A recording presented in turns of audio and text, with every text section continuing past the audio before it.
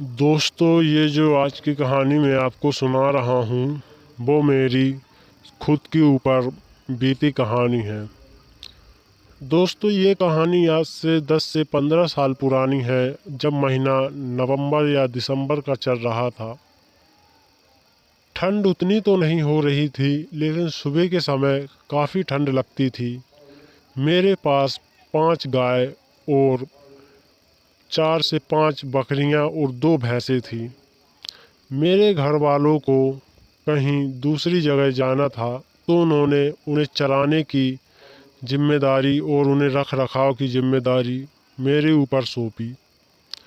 तो मैं दोस्तों उन्हें पूरी दिन चराते रहा और शाम को खलिहान ले गया और उन्हें बांधा और उनकी साफ़ सफाई की और दूध निकाला तो मैंने सोचा कि एक कप चाय बना लेता हूँ। मैंने चाय बनाई और मैं चाय पीने लगा। मैं चाय पीकर खटिये पर लेट गया। मेरा खलिहान ऐसे ही बना हुआ था, लकड़ी का बना हुआ था और ऊपर से तिरपाल बिछी हुई थी। तो मैं खटिये पर लेट गया और मुझे लेटे लेटे गहरी नींद आ गई। तकरीबन रात के वो 12 बज रहे थे कि तभी मुझे किसी की चिल्लाने और रोने की आवाज़ आ रही थी। तो मैं नींद से जागा और टॉर्च लेकर देखने लगा कि कौन रो रहा है। जब मैं खलिहान से बाहर निकला तो काफ़ी दूर निकलकर मुझे एक लेडीज़ दिखाई दी। मैं उसके पास जाने लगा। मैंने सोचा कि इसे कुछ परेशानी होगी, तो मैं उनके पास जा ही रहा था कि मुझे उसके पैरों पर नज़र पड़ी, जो कि उल्टे थे। तो मैं दबे पैर पीछे आ गया और खटिये पर लेट गया और कंबल ओढ़ ली। इतना भयानक मंजर देखकर मुझे नींद कहाँ आने वाली थी। मैं चुपचाप दबे सो रहा था कि मेरा कंबल कोई घिसकाने लगा। मैं कंबल ज़ोर से पकड़ रखा था। जब मैंने कंबल उतारा तो देखा कि गाय का सींग कंबल में फंसा हुआ है। फिर मैंने गाय के सींग से कंबल निकाला और फिर से लेट गया।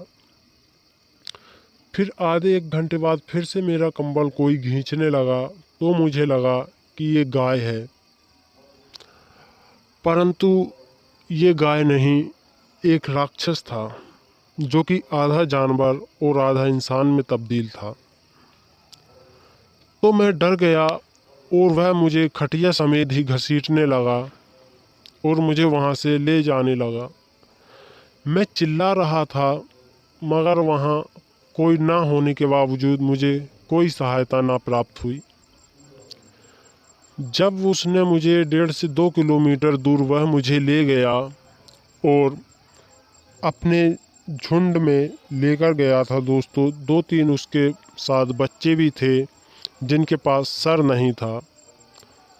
तो मेरे तो दोस्तों प्राण पखेरु उड़ गए थे ये सब देखकर। मैंने यह मंजर कभी नहीं देखा था। जब मैं ये सब देख रहा था तो एक बच्चे ने मेरा पैर पकड़ा और मुझे घुमाकर दूर फेंक दिया। शुक्र है कि दोस्तों उस समय तिल की कटाई चल रही थी मैं और तिल के खेत में जा गिरा। मुझे गंभीर चोट आई और वह दाना मुझे तिल के खेत में ही घसीटने लगा। वह मुझे घसीट रहा था और मैं चिल्ला रहा था। चिल्लाने के सिवा मेरे पास कोई और चेहरा नहीं था। तो मैं चिल्ला ही रहा था कि दोस्तों वो छोटे छोटे बच्चे भी मेरे पास आ गए और उन्होंने मेरा हाथ पकड़ लिया। वो दानव मुझे अपनी तरफ पैर पकड़कर खींच रहा था और बच्चे हाथ पकड़कर खींच रहे थे। मुझे लगा ये मेरे शरीर के 2 टुकड़े कर देंगे। मैंने जैसे तैसे उन्हें से अपना शरीर छुड़ाया और वहाँ से सटपट दौड़ लगा दी। मैं दौड़ ही रहा था अपनी पूरी स्पीड में कि उस दानव ने मुझे हवा में उठा लिया और उड़ाने लगा।